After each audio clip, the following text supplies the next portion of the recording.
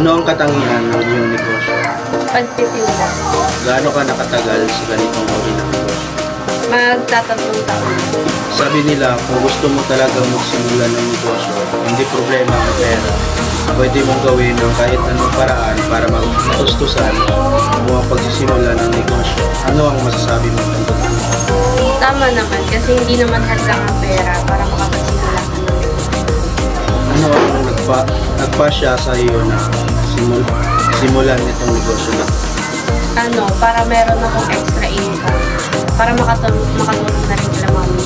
Ano ang mga hamon o problema ang naranasan mo habang ginagawa ang negosyong ito? At paano mo ito nalampasan?